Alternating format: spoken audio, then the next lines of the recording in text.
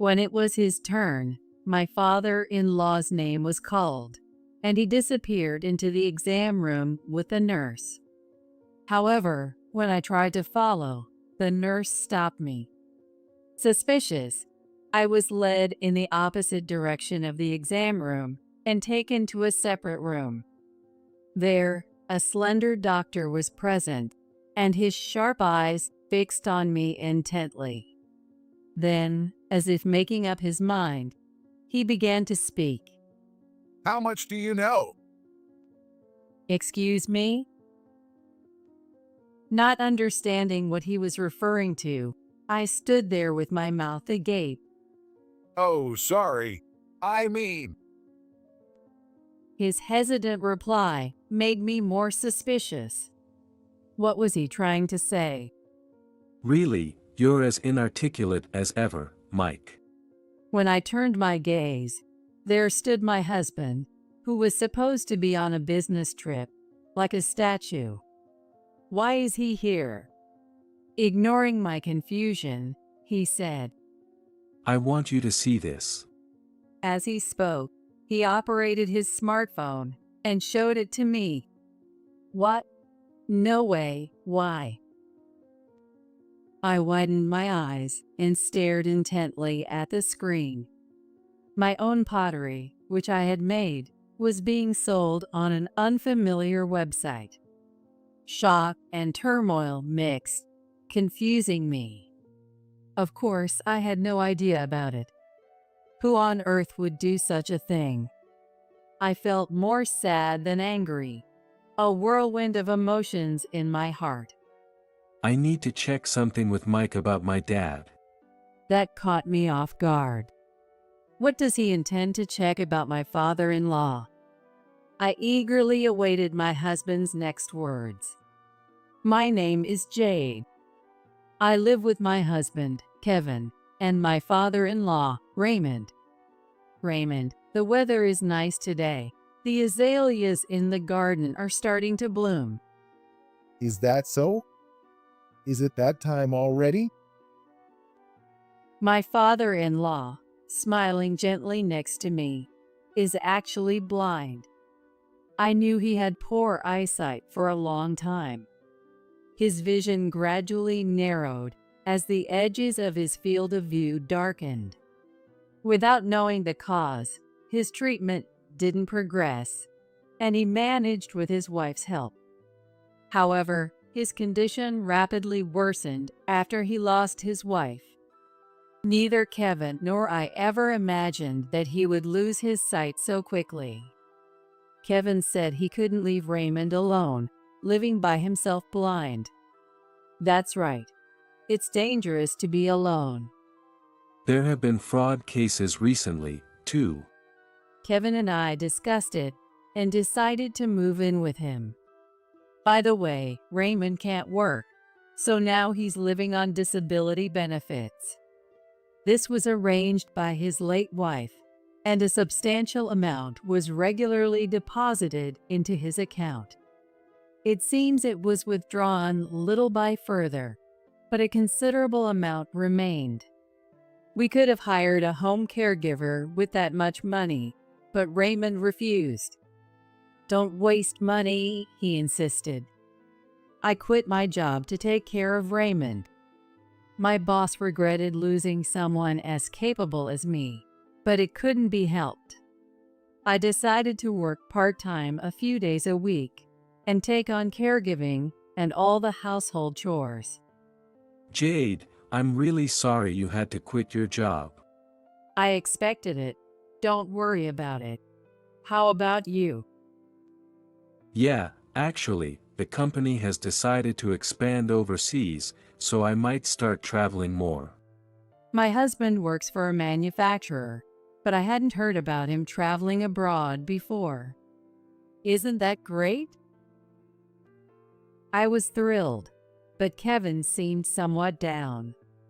But, I'll miss being with you, Jade. He sighed softly and trudged off to the bathroom. It was the first time I'd seen him look so dejected. He's usually all smiles and rarely talks about feeling lonely. so his remark was unexpected, and it took me by surprise. Was my enthusiasm a mistake?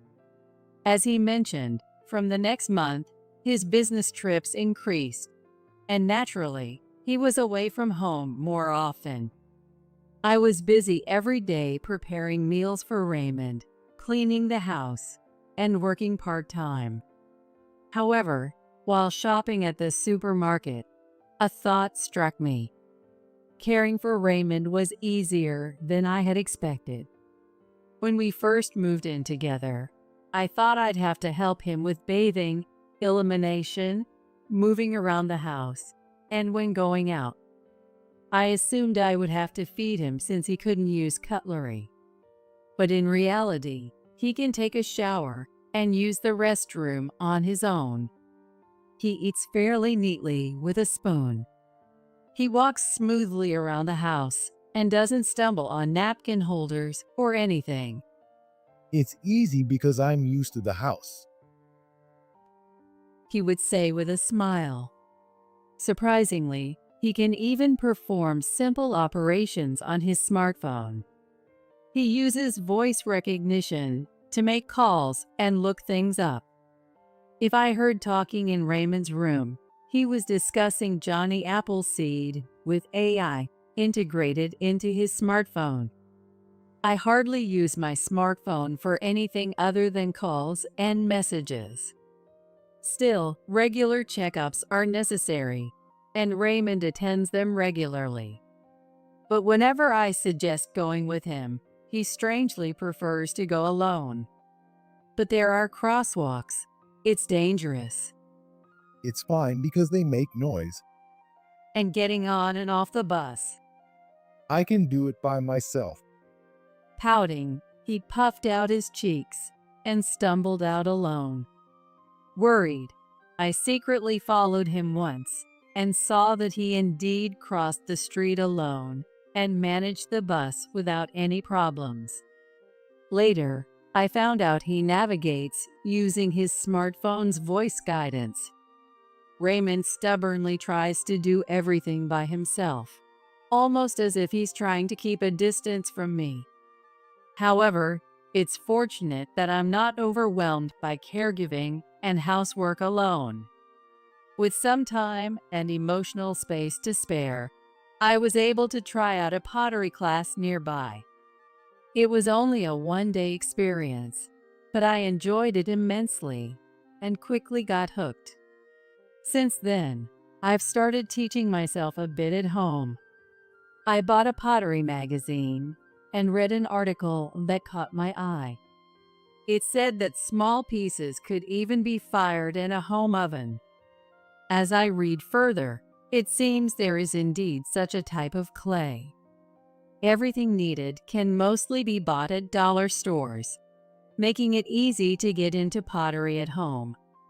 I decided to sneak in sometime and try it out in the middle of the night. Back in elementary and middle school, my art grades were pretty bad.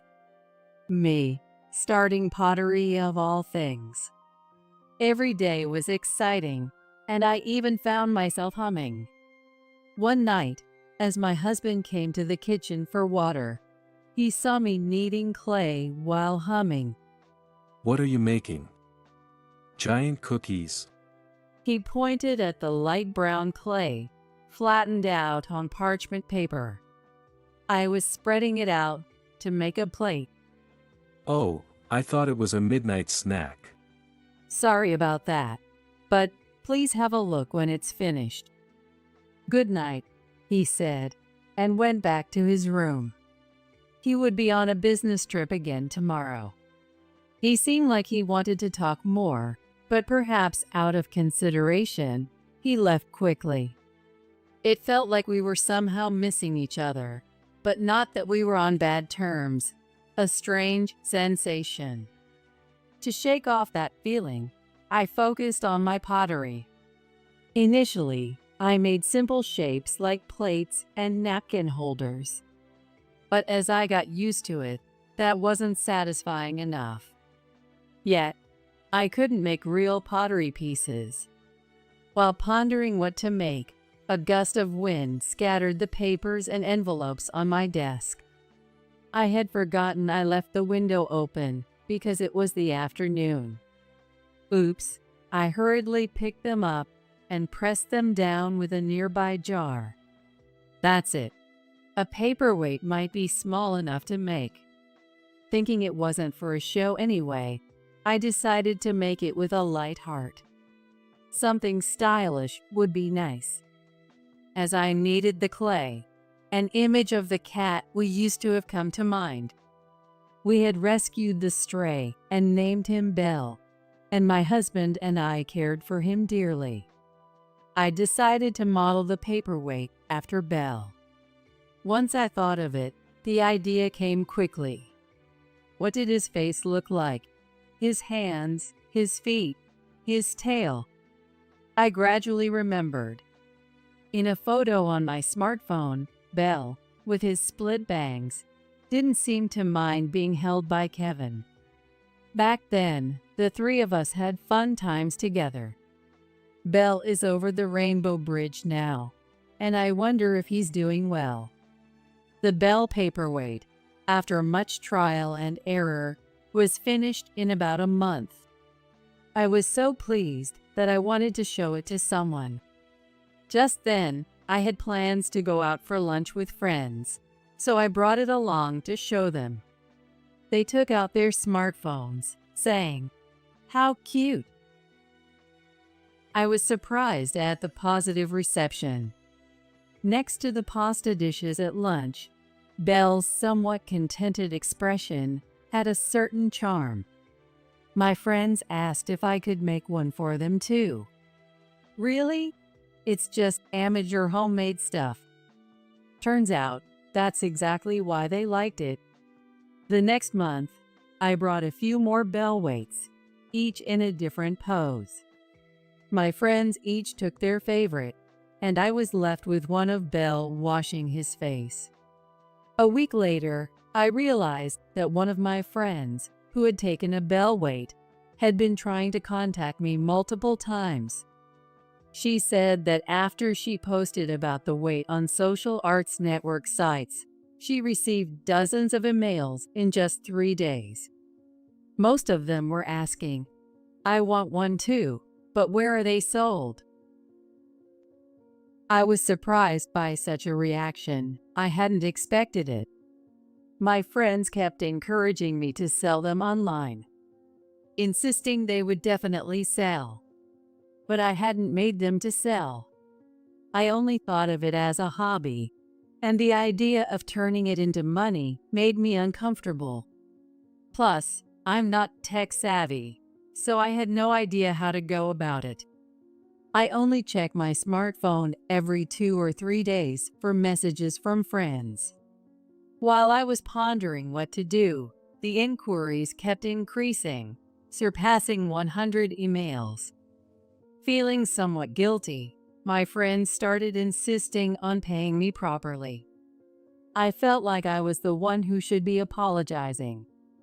I've instructed them to reply with "not for sale" to any messages on social networks. At another lunch, the topic came up again. Maybe I should just accept enough to cover the material cost. I'm not trying to make a career as a pottery artist. That's enough, they agreed, and happily contributed that amount. Kevin was also interested in the small figurine. When he came back from a trip, he found the Belle weight on the desk and exclaimed, Wow! Is this Belle? Did you make this? He picked it up between his thumb and forefinger and brought it over to me, looking pleased. Yes, doesn't it look like him? Awesome! It's cute. It looks a lot like Belle. When I mentioned it had become a bit of a topic online, he beamed. Selling online is easy.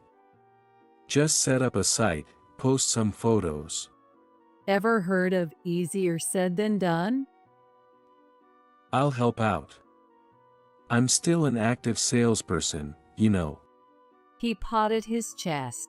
all eager. He started muttering about e-commerce sites and strategizing. But selling means starting a business.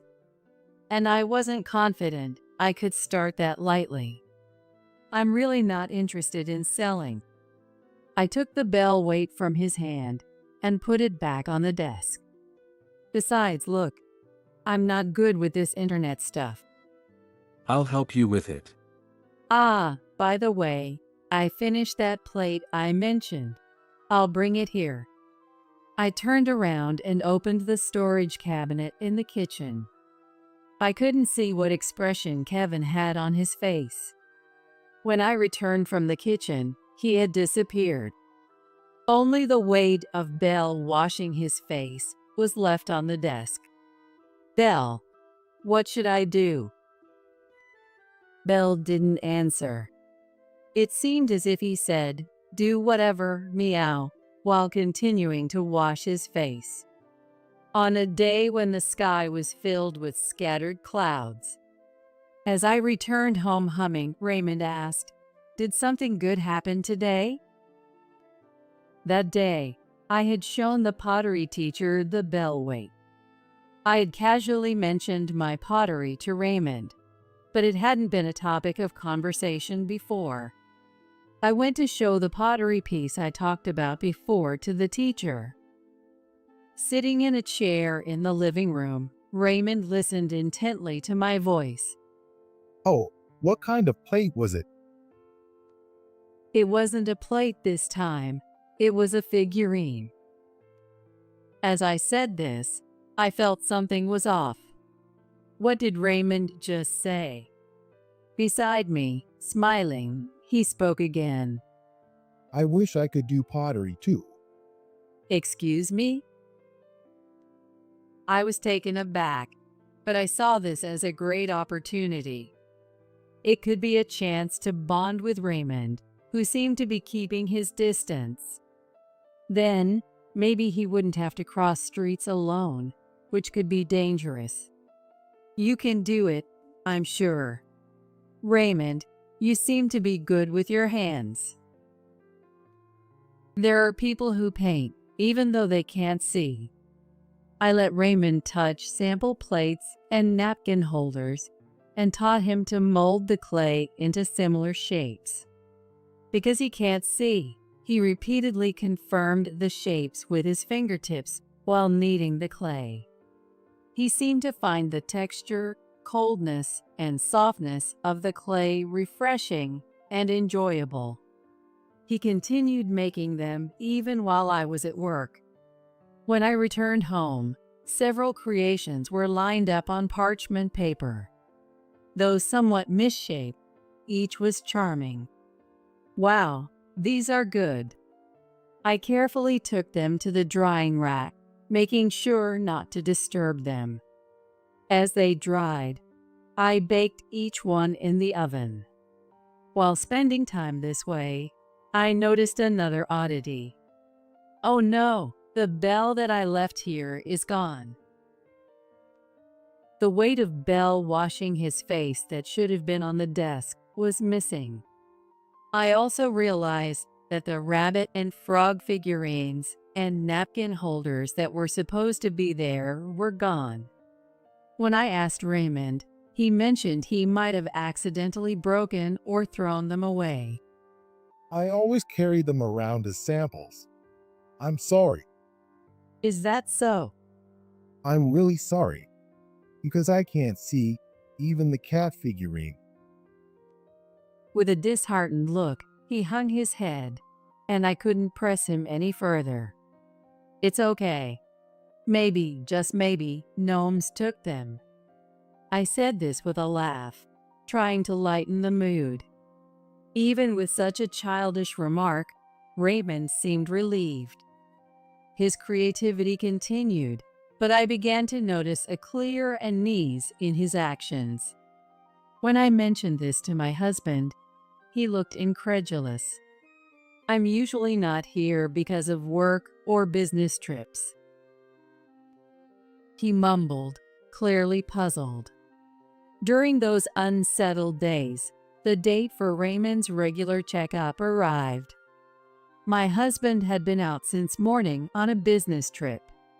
It seemed that through pottery, Raymond and I had become somewhat closer, and today I was able to accompany him.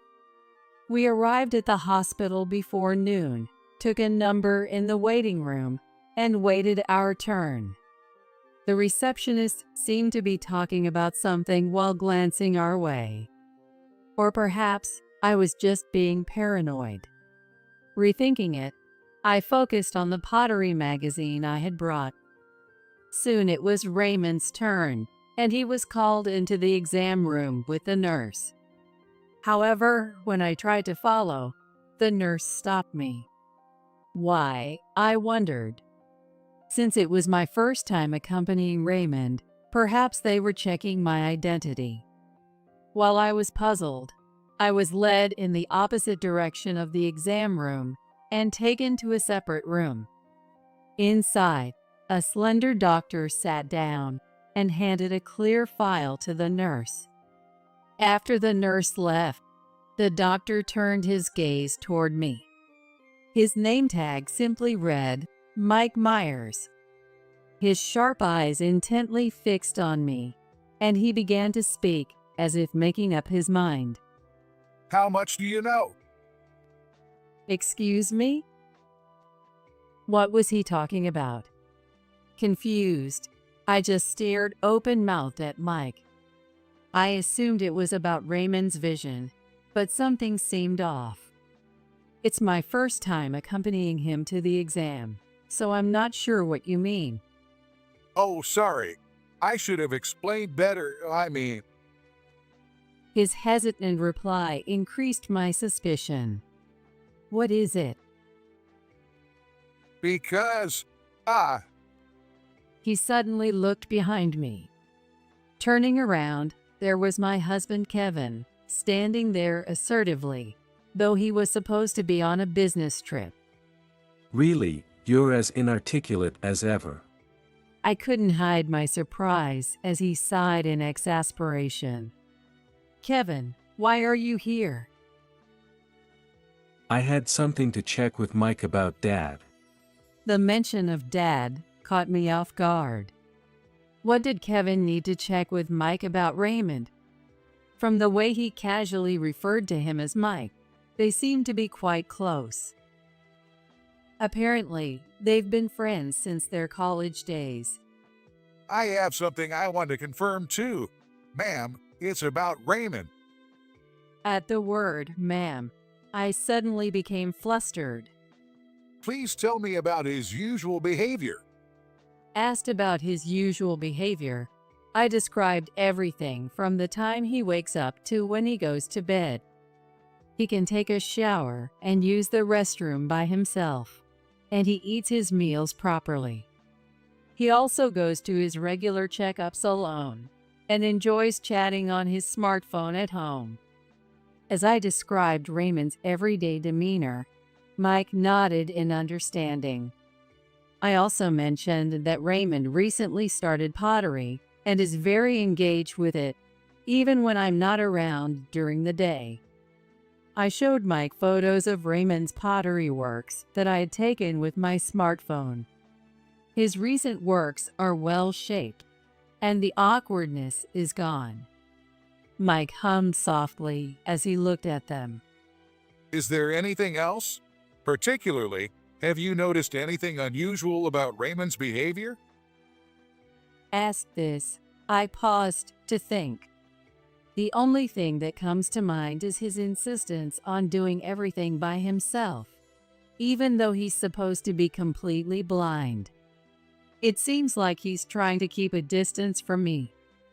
Understood. Anything else you are concerned about? Well, actually, I remembered. Just a few days ago, some of my pottery works had disappeared from the house. When I asked Raymond, he said he might have accidentally thrown them away because he couldn't see. Well, that stuck with me. Going back a bit, there was an unease I felt just before he expressed his desire to try pottery. I mentioned to my pottery teacher that I was going to show him my pottery piece. But at that time, Raymond had asked, "What kind of plate was it?" Both start with a P sound, so I thought it was just a minor thing, I reasoned. Yet, he seemed to clearly understand it as a plate. It was as if he had seen me making plates before and knew about it. Then Kevin started speaking. I want you to see this too. As he spoke, he operated his smartphone and showed it to me. There on the screen was a photo of the Bell paperweight that I thought was lost. Looking closely, it had a price tag and appeared to be listed on some sales site. What? No, why? I widened my eyes and stared intently at the screen. Despite not remembering posting it, why is it here? A mix of surprise and turmoil swirled in my mind, confusing me. I felt more sadness than anger swirling in my heart. You really didn't know about this site or that your works were being sold online, did you, Jade? I nodded solemnly to my husband's gaze.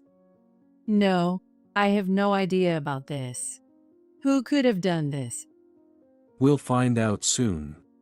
He murmured meaningfully and made a phone call somewhere. Mike nodded firmly, watching my husband. Not understanding what was going on, I watched them both. Hello, is this the police? Seeing my husband calling the police, I was dumbstruck. The story goes back 2 days. My husband was introduced to a site selling cat figurines during a break with a colleague at work. Curious, he was told to check out a figurine that caught his interest. He showed it to me because it's rare to see a design of a cat washing its face. He instantly recognized it as the Bell weight I made. The seller's information claimed they were selling the works to fund stray cat rescue activities. The artist was described as fully blind, which gave Kevin a bad feeling. The artist's name is Raymond, blind, and the figurine looked familiar. He said, "There's only one person who could have had access to it." It's unlikely Jade is involved. You're not interested in selling. Kevin also remembered the odd feeling I had mentioned. If I hadn't listened to Jade, I wouldn't have noticed. Maybe Dad. Maybe he can actually see. He hesitantly said. Mike took over. Just 2 days ago, Kevin contacted me about his father. He was really surprised when I said I was handling it. Mike had doubts about Raymond's vision. He appeared blind during examinations, but his walk and movements suggested otherwise, as noted by the nurses. I don't want to suspect a patient, but He said this with his eyes downcast, when suddenly the hallway erupted into noise. As we hurried out of the room, there was Raymond being questioned by 2 police officers who had arrived. He was shouting something, seemingly in a state of panic. "Raymond?" As I started to rush over, Kevin grabbed my arm to stop me. Immediately after, Raymond shook off the police officer's hand and dashed away at full speed. In the waiting room, there were many patients, and colliding with them would not have ended well. Yet, he elegantly dodged not only the chairs in the waiting room, but also the patients and nurses sitting there. Like a soccer player weaving through opponents before a goal. While everyone was taken aback, 2 police officers quickly chased after Raymond and caught him in no time. Let me go. I can't see. His cries were in vain, as it was clear he could see. The police officers made Raymond stand up and took him away for questioning. Later investigations revealed that Raymond had created and operated a fraudulent sales site. This site sold his works, as well as some of mine. It turned out that the motive was money, but the claim that it was for stray cat rescue funds was a lie. He confessed that he did it because his pension was not enough to live on. After the commotion at the hospital, the local media came every day, requesting interviews. The story of Raymond faking blindness and deceiving even his family to sell homemade cat figurines became a bit of news. "Sorry, I can't answer that," I would reply through the intercom every day. As for Raymond, he was looked at coldly by the neighborhood and hardly ever came out from under his covers. At a loss, we decided to ask for help from his brother, Terrell, who used to be a self-defense officer known as a fierce instructor. Though he is very kind-hearted, his strong sense of justice made him furious about Raymond's actions. Despite living 3 hours away by train, Terrell came charging over with a furious expression. Completely shameful. I'm going to straighten you out at my house for a while. He yanked the covers off and grabbed trembling Raymond by the scruff of his neck. Terrell, please stop. I don't want to go outside. Raymond pleaded, crying, but he was no match for Terrell, known as the fierce instructor. "I'm sorry for the trouble," was all Terrell said before he left with Raymond on the train. Raymond had always been submissive to his brother, Terrell. There's no way he can do any harm now. This should make Dad live honestly from now on, Kevin said, looking sad. "It's for the best." Kevin immediately shut down the website Raymond had created, but unexpectedly, something happened online. Today, that colleague told me. Even though the site was supposed to be closed, photos from the site were being shared on social media by someone who had seen it. Compared to Raymond's cat figurines, mine were noted for their gentle expressions, becoming popular because they seemed to reflect the personality of the maker. The colleague now wants a bell weight too. Excited, Kevin seemed very pleased. "But the site is closed, and I'm not really into online selling," About that. Kevin said, cutting in quickly. A friend of his colleague runs a local craft store. The shop owner, a woman who had seen my work on social media, expressed her interest in selling it in her store. However, she had trouble contacting me because she didn't know my details. "By this neighborhood, do you mean that stylish shop on the corner?" Yes, exactly. Maybe you could visit tomorrow. Encouraged by him, I decided to visit the shop immediately. The shop owner, who wore many cat accessories, was clearly a cat lover. I agreed to her offer, and we decided to display my work in her store. Later, I brought over not only paperweights, but also figurines and plates to display. I felt a mix of slight joy and anxiety about whether they would really sell. I marketed the pieces under the artist's name, Verticat Bell, and they began to sell one after another.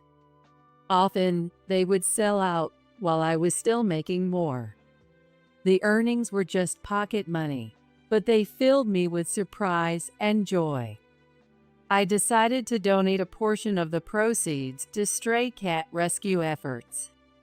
I thought Belle would be happy about that. This donation initiative led to increased interactions with others involved in stray cat rescue, and even local artists. The pottery teacher sometimes visits too. My days are fulfilling and enjoyable. Now they call me Belle after my beloved cat. It feels a bit odd to be called by my cat's name, but I believe it's a connection that she helped forge. Right, Belle? I gazed at the Belle paperweight, washing its face on the living room table. I'm home. Kevin had returned home unnoticed and approached with a beaming smile. What's the occasion? Today is our anniversary and the day we first met Belle. As he spoke, he placed a box of cake next to Belle. Oh, that's right.